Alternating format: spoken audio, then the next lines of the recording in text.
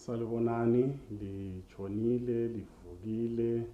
Siyabonga uNkulunkulu osigcinileyo kwaze kwafika lesi sikhathi singabaphilayo. Siyambonga uNkulunkulu ngokusigcina kuze kufike lezi insuku. Ngensuku ezinzima kangaka, amasabatha wonke siba lezi inkonzo asibambiseni khona uNkulunkulu afuna sikubambisise. Singakhohlwa lapha eceleni kwami lapha phansi kulo subscribe, simklike khona phana ukwenzela ukuthi kube lula sithole izintshumayelo amasabatha wonke. Umlimi asifusise, umlimi asiphathise ka sithatheni ithuba lokubana ke sinanzelela okwenzakalayo emhlabeni, sibe sesifunda, sifunde, singafunda sibe sesinikela izimpilo zethu kuKristu. Siyambonga umlimi, simbonga ngokusigcina zofika isikhathi. Singakhohlwa ke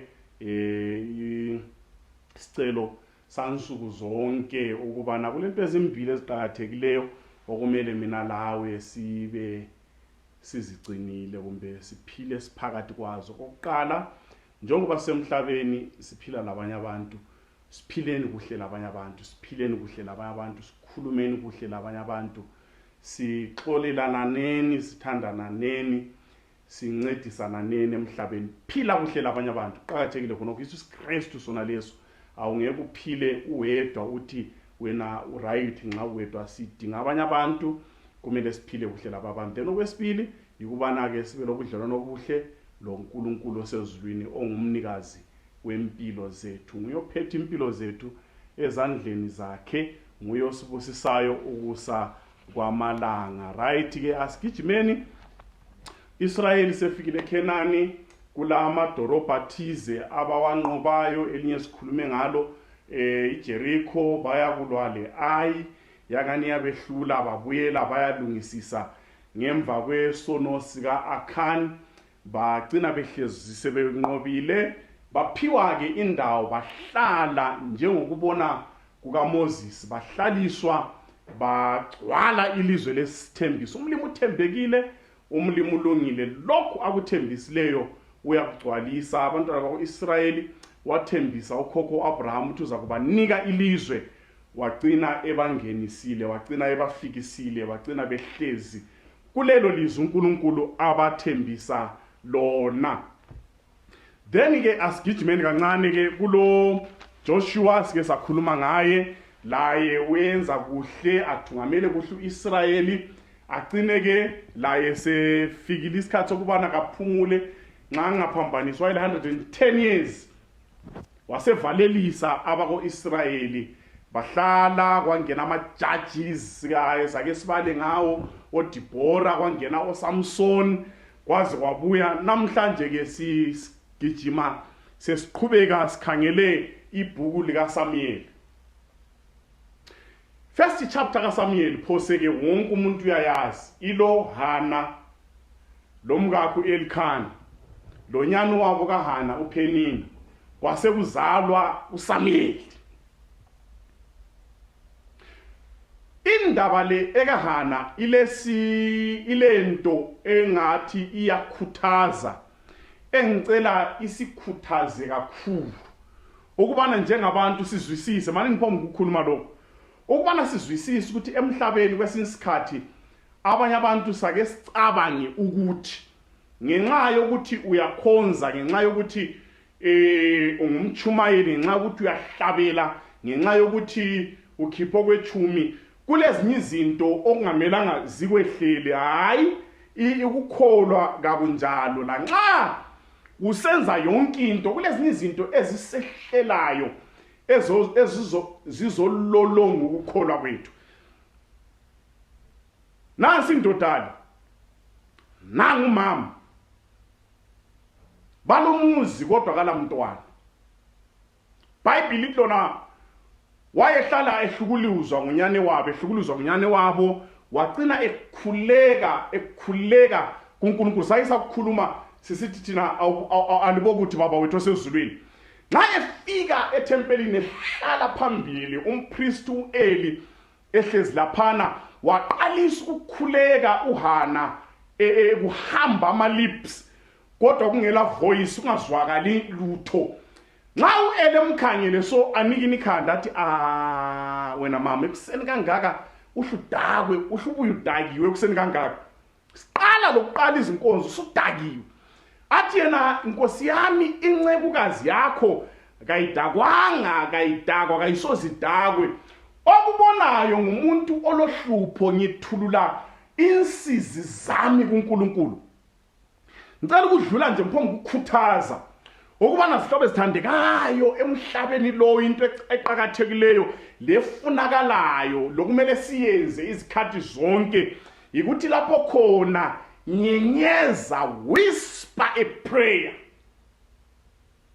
Noma ulohlupho lungaka akunyenyeze utshela uJehova uyezwa. Kube sokusiba kuyi ukuthi uzakwenza njani. So singalahli ithemba. Zingasidonseli phansi izinhlupho. Kasifundeni ukumethemba njengoHana nyenyeza. Tshele khona okungaphakathi uthi yena inkosi yami incekukazi yakho ithulula. Kasibe lethuba lokuthi sithulule konke okungaphakathi kwethu. Sitshele uJehova nxa kungama weaknesses umtshele. Nxa kuyizinto esizifisayo simtshele ngoba ngubaba wethu osezulwini. Asigijimeni la. Ngoba indaba enkulu kakhulu iphambili ngithe sidlule impitshana la. Wenzakale uElatheni uNkulunkulu akubusisa gcwalisa isifiso sakho. Babuyele ngekhaya iBhayibheli lithi lona abesezithwala. Nxa esezithwele wathembisa ukubana umntwana engaba khona uza kumbisela amnikele kuNkulunkulu. Safika isikhathi iBhayibheli lithi lona nxa sesifikile isikhathi uHana wathatha umntwana esekhitshwe beleni. Hayi indaba le imoyo sibande ukhipha intwana ebeleni inzima le. Thina abantu abamnyama sazi indawo I think izingu3 kuphela. One is yahanjiswa kogogo wakhe ayaye. Eyokuqala vele libile ebeleni bilebile. Esibili ngambona kwakubula impukane ifaka ukuthi uyathi phiphi ingcekeza. Esithathu ahanjiswa kogogo wakhe abakhalela iviki yonke khona ngayo. Laba ngikwazi ukuthi babemkhipha njani umntwana ebeleni. Lokuthi wayekhitshwe sengakanani ngangikwazi. Izolo omama bethu bebesikhipa sesikhuluma. Sesihamba umtshela ukuthi mama hlala phansi ngimunye. Okwathesi 8 months sokuphumula ebeleni. Sokuqina ngembodlela. Laba ngikwazi ukuthi babekhitshwa benganani. Esemkhiphile ebeleni abesemthatha. Lokho kunzima lokho. Xane sokuthatha ukuchiya etempelini kuyehlala lo mdala uEli. Xa kuhlala lo mdala uEli manje ngiphongo kuyeqala phana uchapter ngo2 iverse ngo21. And the Lord was gracious to Hannah. She gave birth to 3 sons and 2 daughters. Singasabali uSamuel ngemva kukaSamuel kwaba labantwana abangu5. uNkulunkulu wamenzela kuhle wamkhumbula wambusisa uHana. Waba labantwana abafana abathathu lamankazana amabili. uMebraz esehlala etempelini kukuncane wayamchiya khona ngale. Meanwhile, the boy Samuel grew up in the presence of the Lord.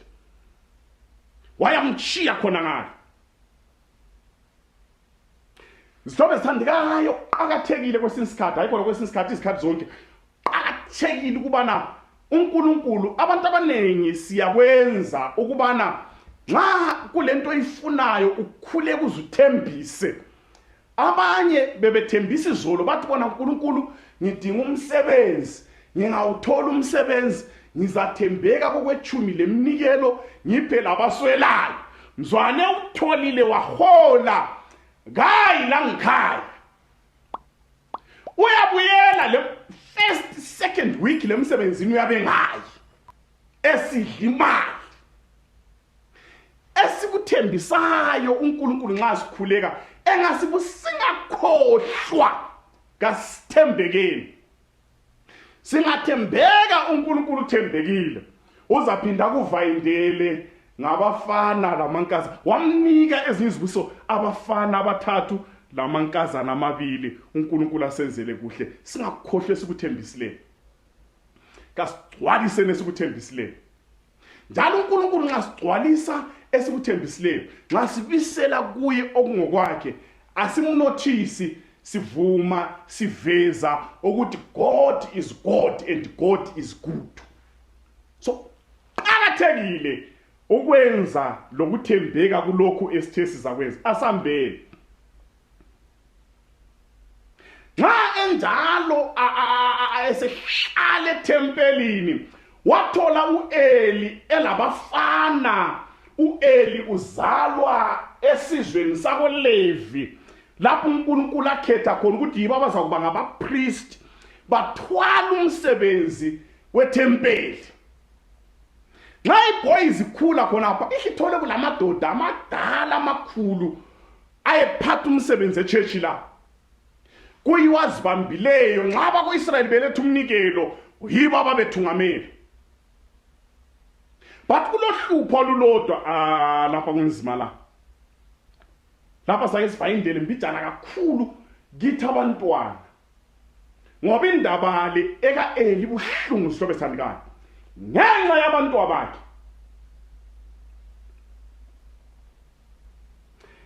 Uverse 12 ka chapter 2. Eli's sons were corrupt. They had no regard for the Lord.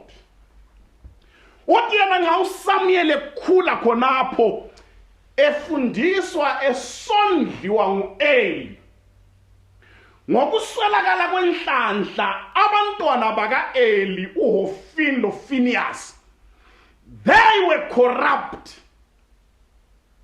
and they had no regard for the Lord. Kulabantu abasesikhundleni eziphezulu ema-church, abangabafundisi, abangabo-reverend, abangamapriest, abangofather, abaphethe izikhundla eziphezulu khona ngale, okumele bakhonekte abantu loNkulunkulu, but bephakathi kwayona leyo ma-offices, they have no regard for the Lord.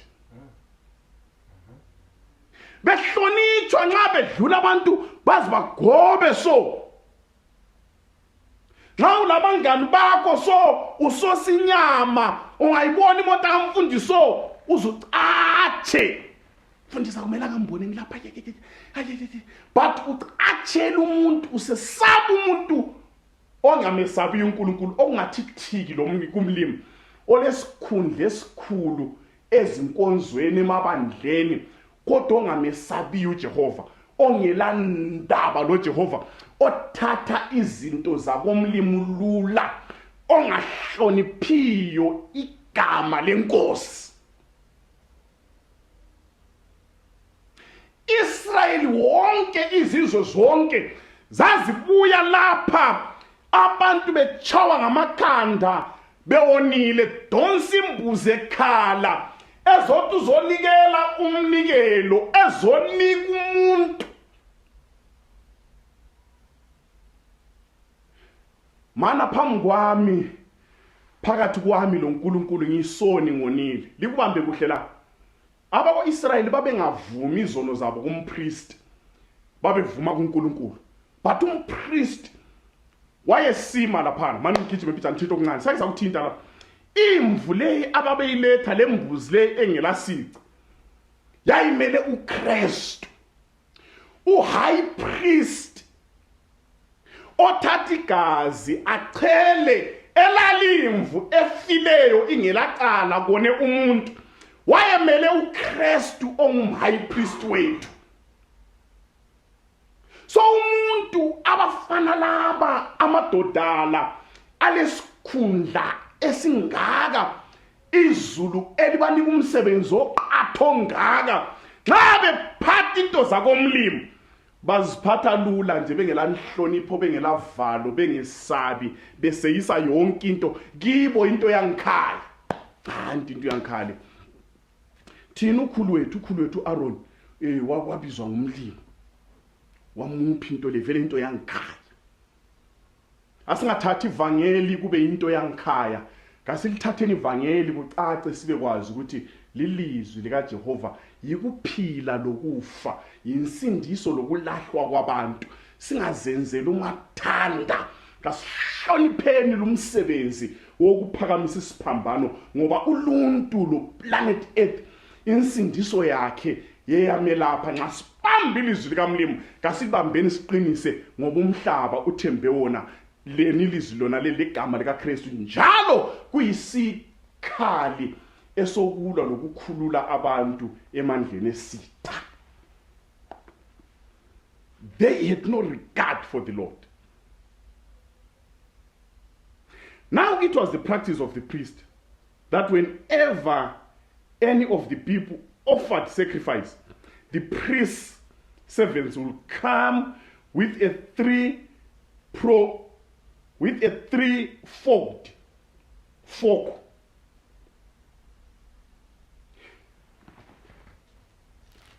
Lapha kule ndaba la. Wawusithi nxa ubuya lo mhlatshelo wesono umhlatshelo wakho ukuzovuma ukukhala kumlimi ukuthi umlimi ngonile. Kwakule ndlela okwakusenziwa ngayo sibanda. Kwakule ndlela okwakusenziwa ngayo etempelini. Abanye babebuya kuthiwa babebuya le mhlatshelo nxa inonile kwakulomthetho okubana amafutha kawadliwa ayachiswa ayededicatwe kuNkulunkulu. Manje abafana laba abanguthuku kuthiwa base besithi bona nxa ubuya lo mhlatshelo wakho bathi bona ya sifunele futha. Abaku-Israyeli babekwazi ukuthi kakudliwa amafutha. Bale bathi mana ngiqale ngikhiphe ifutha ngilifake laphana ngelikaNkulunkulu bathi bona lethe ungayekela siyathatha ngenkani.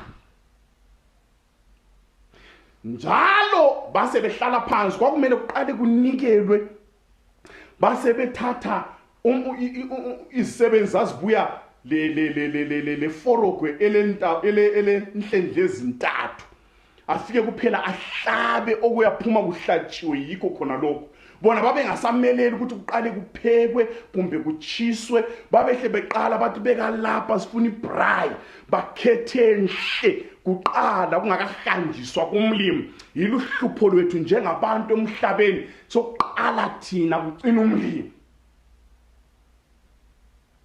thatho kwa dedicatwe kumlimi bathi sathi sesimbona umlimi mana thina siqale sidle sisuthe wona lo mcabango la wona le ingqondo ikhona kithi njengabantu ukuthi qala thina umlimi abuya abe ngunumber last ngale.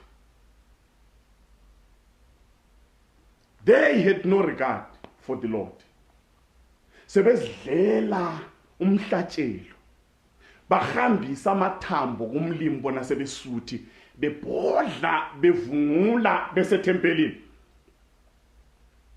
Number 2 abafana laba base beganga kulabo mama ababesebenza etempelini la base besenza ichurch base besenza itempeli libe yilodi sebebamba omama ababesebenza etempelini balale labo kuma vesti emuva ngale. They had no regard for the Lord. Ngabe kuyavuma ngasi ya retire ngasi ngamesabi uJehova sisuke kweminye imisebenzi uhlupho lukhona kathesi yikuthi ukuthungamela ukuba ngumfundisi sokuyiprofession nxa kuyiprofession abantu sebengena ngoba ubechaya isikolo izolo primary wasichaya secondary waya applya eHillside Teachers College wayiswela indawo wasesitokulula yikuthi ngothi ngiyeke kuba ngumfundisi kumbe ngivule yami church izolo bekulubizo namhlanje sokuyiprofession yikho abantu sesizidlela ngayizwa nje bejoka ukuthi mthemba sivule i-church usedle sinothenga wani. I-church asoyokunotha. I-church ngiyokudonsela izoni ezinjengayo, ngiyokudonsela abantu ensindisweni, ngiyokuthi abantu bazophumula bamukele igama lenkosi, bamukele insindiso. Hathi ukuthi ngivula i-church ukuze ngithenge iPrado, ngivula i-church ukuze ngibe lendlu. I-church asoyokunotha. Igama likaJesu lokuyenza imali, ngelokukhulula, ngoba iBhayibheli lithi ezulwini lemhlabeni kuthenjwe lona ukuthi abantu bakhululeke ngalo. Ngakuyavuma, ngasiyaretire kulokho esikho khona, siqale siphenduke sibe sesiwamukela lo msebenzi, sidonsela abantu kuKristu, singazithatheli inotho ebantwini, singazithatheli inotho ebantwini, sithathe lokumele kuye kuJehova. Kwakuzwakala umuntu engabuye ezosebenza lapho umama sesukile, sebuyele, sezithwele, sesiyabeletha, kubuye omunye. Hlala kubuye omunye ongani muhle, sesukile seyebelethe enkayi, kubuye omunye. Baze bakhuluma ama-elders, bayatshela u-Eli.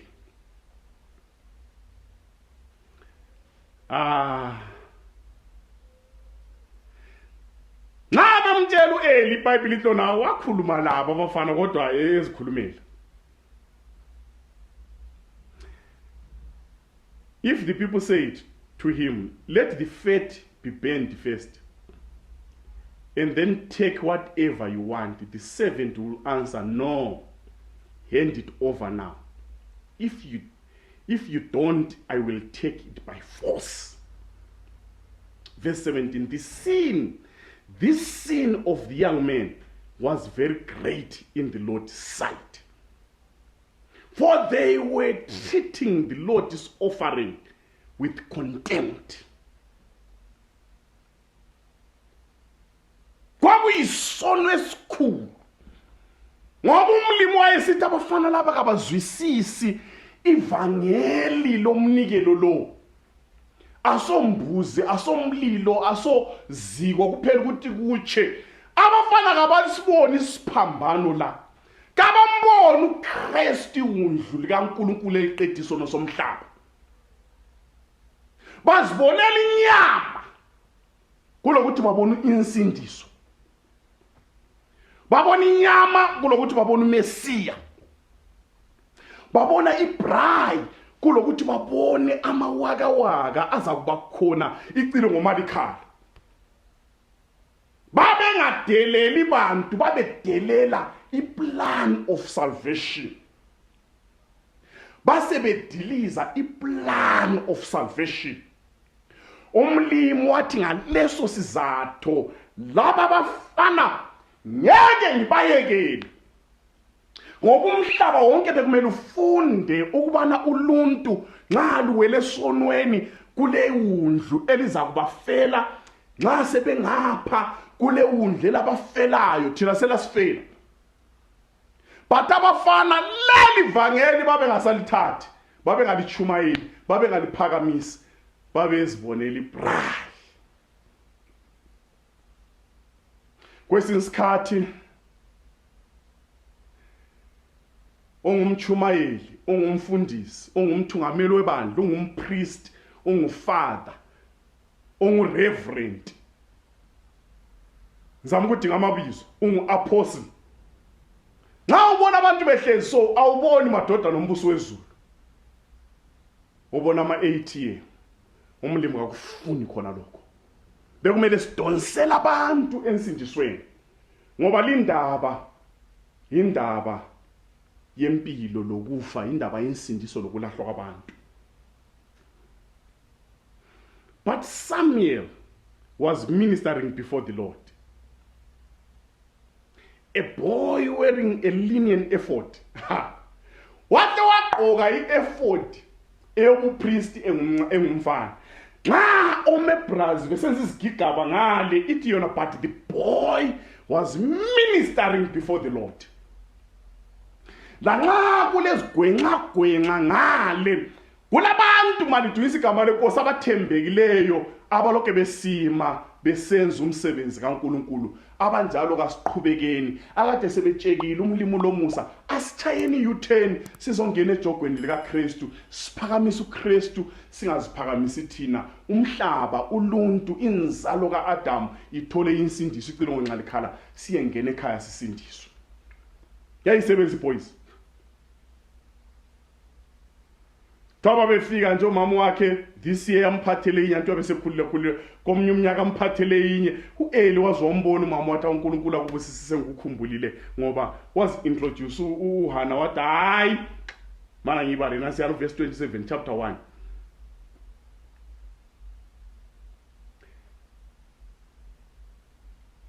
right and she said to him pardon me my lord as surely as you live, I am the woman who stood here besides you, praying to the Lord.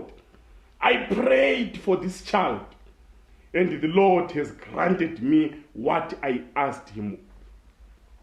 Uthi naye phela wenxawusa ngazi mina abantu baningi abangena mina ngumlwana umama.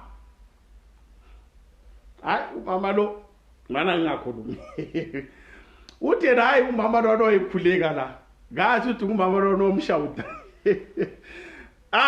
Kuyidala umama lo nomtshela kubi la echurch uzenza wena ongcwele. Khathi sabantu abakho benzani khathi esila. Wathi hayi inkosi yami yimi umama lo wani wayekhuleka la akhulekela umntwana lo lawo inkosi yanginike kanguceli nguyena lo mntwana uEli wathaba nxa ususiya ku chapter 2 kuthiwa ehlala embone buya every time ezonika umfana izigqoko asithi uNkulunkulu akubusise uNkulunkulu akunika abanye abantwana uNkulunkulu wasemva indela nge5 singabala umfana umlimo ulungile akumnandi now Eli was very old esemdala lapha kunzima la bayabuya abantu heard about everything his sons were doing to all Israel and how they slept with women who served at the entrance of the tent of the meeting. So he said to them, why do you do such things? Hayi bafana phela lingapho mdlalibo obhalayo lochasisayo kuthiwa azange abakhuze erebuka isono wakhuluma laba abafana ngani badlisa inkomo komakhelwane bona bedelela icebo losindiso bedelela umlimo benyathelela phansi amaqiniso asindisayo wakhuluma labo angani ubathole besidla amaqanda dala sasingadli amaqanda wakhuluma labo angani bathole belayithe iTV dala sasicele badala ngicela yalayithe iTV yayisala ngo 3 uqala uPopeye wangabalayi wangabakhuzi wangabakhalimeli wangaboni isono sabo lokudelela umlimo ngabona ukuchaya nje chaya mfumbu wachaya nje wafihla umphilo then iBhayibheli lithi umlimo wamthukuthelela uEli wabathukuthelela labantwana bakaEli. Now verse 27, now a man of God came to Eli and said to him, this is what the Lord says, did I not clearly reveal myself to your ancestors family when they were in Egypt under Pharaoh? I chose your ancestors out of all the tribes of Israel to be my priest, to go up to my altar and burn incense. Incense. Yenhlangano limthandazo yabantu. Imeli imthandazo yabantu. But abafana babesithi abantu nxa abantu bezokukhuleka belethe imthandazo yabo benze nje bayenza phela sihambeni phela abadala lawo lokho bebuya khona. Sorry. Umlimo uthi ngakukhetha ngabonakala ngakhuluma lokukhulu benu labokhulu benu even le-Egypt ngalikhetha ezizweni zonke zako-Israyeli ngathi isizwe sako-Levi. Manje into eseliyenzile leyo imbi kakhulu. Why do you honor your sons more than me? By fattening yourselves on the choice parts of every offering made by my people Israel. Abafana bakho ngiyababona balemkhaba, ngiyababona imsundulo igcwele. Bayakwenza lokhu ngoba bayazinonisa, bayazikhipha, bayazispoila. Sebezikhethela i-first grade yeminikelo ebuya labantu bamu Israel. And when you have honored your children, you have honored your sons more than me. Wangasukumi wangakhulumi njengobaba uzwakala. Njengabo baba asikhulumeni kuzwakala, asikhuzeni kuzwakala. Ikakhulu ngezinto eziphathelene lokudelela lokwephula intando.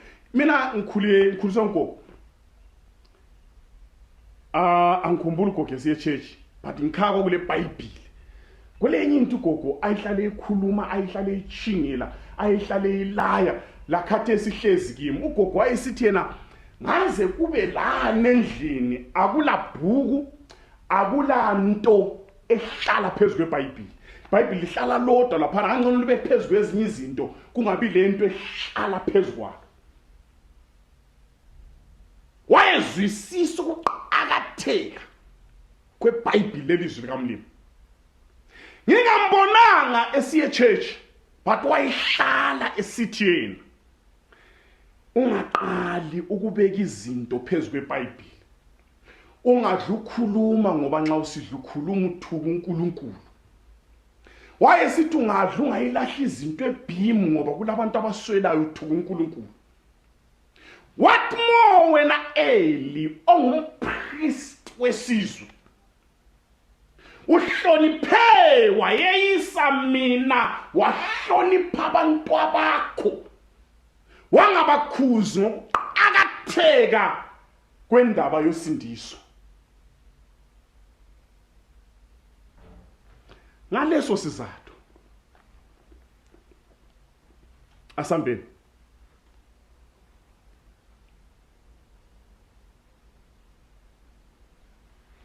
ngaleso sizathu kwabe kubuya umprofeti othize ku chapter 2 wafike batshele sithi Eli uNkulunkulu uthi yena uza kwenza into engajwayelekanga. Ungaba chapter 1 okaSamuel uza kutshela ukubana uElkana lo wayesuka endaweni yako Ephraim. Endaweni yako Ephraim uNkulunkulu uyakhuluma lapho uthi ngenxa lokhu senza kwenza into enzima. The time is coming when I will cut short your strength.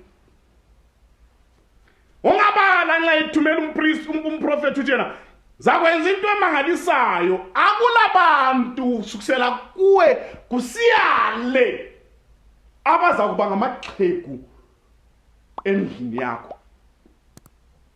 Akula sihlobo sakho esiza kuba lixhegu. Bonke baza kufa besesebancane. Right, nansiyana ku verse 33. Every one of you that I do not cut off from serving at my altar, I will spare only to destroy your sight and stop your strength. And all your descendants will die in their prime lives. Ngenxa yabantu bakho. Manje ngikhuluma imvana. Badala siyakwazi bantwana manje likhipha imhlolo. Abadala abanengi sokuze kube sekulesiqalekiso egumeni kusendo lwangakini ngenxa yakho. ngenxa yokudelela izinto zikamlimi, ngenxa yokuhlamba indlela yokuxhwala emulini yangakini sokuze kulesiqalekiso. Abantwana bayakwenza, siyakwenza thina abantwana, sixabanisa izihlobo. Bambani la. Belikwazi ukuthi abantwana emhlabeni la umntwana kuncane, so kuncane, grade 7, grade 4. Omalukazana bayakwazi, antisebeze bekuzonda, bathi ngowamtshela umntwana sibantu uyakhuluma into engaka, so abantu bathi ngomtshelile. Ungayiso vele ungazakuhlalela iphansi umtshela. Acha into engaka, so athi lidla imali kababa la. Bazonda umalukazana bathi nguyomtshelile umntwana ngeke akhuluma into enje. Abantwana bayakwenza, siyakwenza singatshelwanga ngabadala. Nampa abantwana baka-8 abazange bakubona uyisekwenza lokho, bakwenza babalethela imuli yonke siqalekiso. Njengabantwana kasibuyeni endleleni kaJehova. Sesixabanisa izihlobo, sesixabanisa abazali, abantu bachana ngamakhanda ngenxa yethu abantwana. Kasibuyeni kuJehova, kususwe lesi siqalekiso. uNkulunkulu uthena akula muntu kusendo lwakho eli oza kuguga, abantu bazakufa besesebatsha ngenxa yabantu abakho. Kasigijimeni. Basebesuka kwaba lempi lamaFilistiya, babe phakama abafana bezithwalela umchokocho besiya khona ngale, bafika bashaywa ngamaFilistiya. AmaFilistiya abe thathi akhi kaNkulunkulu. Sabayiteta abafana laba babulawa. uNkulunkulu wayesefuna bafe. Hey, enxeka ukuzwa lokho li. Kulabanye abantu umlima sebathuthelele kangaka, azavuma ukuthi kube lengozi, bheka ibhasi ukuze bafe. Ngoba balila ukukhanya, balila amaqiniso, balila ukuncengwa nguJehova.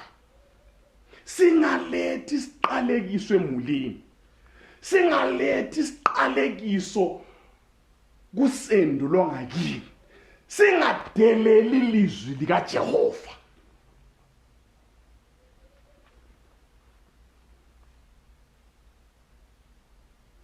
Abafana, nasi simanga la. uNkulunkulu abesebiza uSamuyeli.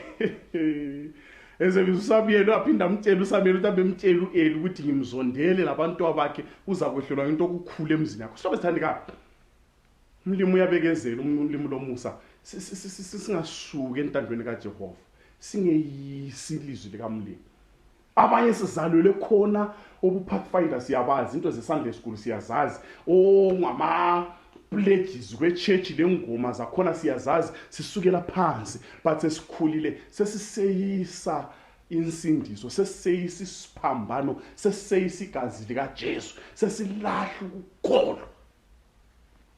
Kuyaletha isiqalekiso emulini yakho, ungahloniphi intando kaJehova. Manje ngiqedeni ngalokho, bambani la. Ungabala sorry chapter 4. Ngaze bethethe iark amaFilistiya. Bayakhuluma bazibaxoxe bonke ukuthi ngoNkulunkulu laba sesivakathelwe ngaboNkulunkulu bako-Israyeli, yibo abenza izigigaba e-Egypt. Baletha ama-pledges, ama-plagues wonke e-Egypt, yibo bona aboNkulunkulu, into zakhe zona lezo. Ongabali iBhayibheli thobe sokuzwakala kuhanjiswa ireport ko-Israyeli ukuthi akhi kaNkulunkulu isithunjiwe. Sihlobo esithandekayo, akhi kaMlimi yathunjwa ngenxa yabafana la. Yahlala ezizweni ngenxa yabafana. Umdala kuthiwa wayehlezi kudonkana ezihlalele, so uthe sizwa lumbiko ukubana iark isithethwe. Wawa kudonka, wayengahlala phezulu kwesihlahla, wayehlezi esitulweni esingaka sokudonkwana, wawa esitulweni sonesi wephuka intamo wahle wafa ngenxa yabantu abakhe. Umalukazana wayebeletha ngaleso sikhathi, bamtshela lokuthi omkakhe sefile, wabeletha umntwana ongumfana, wamnika ibizo wathi u-Ichabod, wasesifa. Kuthiwa u-Ichabod utsho ukuthi the glory of God has departed ngenxa yabafana. Basenza abafana. Ungabenzi imuli yangakini bengakhali ngawo ukuthi wasenza. Ungabadonseli imkhokha. Hey, ngizama ukuthi ke linyibala kuthiwa yini lokho, umuntu engabulala umuntu sokuphela imuli yonke kuthiwa yiluzimo. Ngalethela abantu bakini uzimo. Wahamba utshontsha izinto zabantu, lethela abantu bakini uzimo. Singaxabani lo mlimo. Glory of God has departed. Basenza abafana. Ungabenzi abangakini. Kasifuyeni kuJehova. Bonke abaphethe ivangeli, bonke abasemsebenzini kaJehova, akulandaba umfundisi noma umncane kumbe asha kumbe yini, phatha umsebenzi kaJehova ngenhlonipho. Phatha umsebenzi kaJehova ngokuqhakatheka, ngoba kule insindiso lapha kulokufa lempilo. Umlimi asiphathise, umlimi asenzele kuhle, baze basenza abafana. Asikhuleke nini babolungile osezulwini, senzele kuhle umsebenzi wakho usuphathe ngokudelela, sixolele obususiletha futhi emsebenzini wakho. Oba lathi khathesi usigcine insuku zonke, ngoba umsebenzi wensindiso kumele abantu basindiswe. Oba lathi uhlale lathi, sibusise, siqinise, sivula amehlo, sibone ukunanzela ukuqhakatheka kwesiphambano. Igama lakho siyakhuleka. Amen. Tichazozorora kunyika hiyo kunenga pasirino idandaro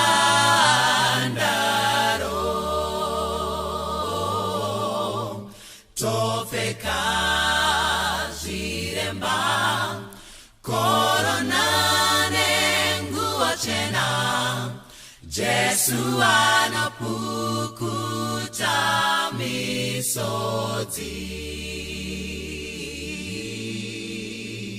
Urwere achautinga zarane namo achazipeta torara jebusinga heri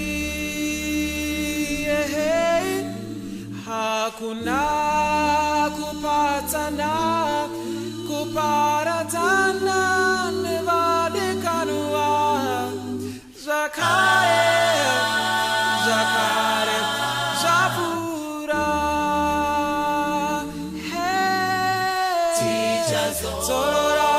zorora Kunyika hiyo kunenga pasirino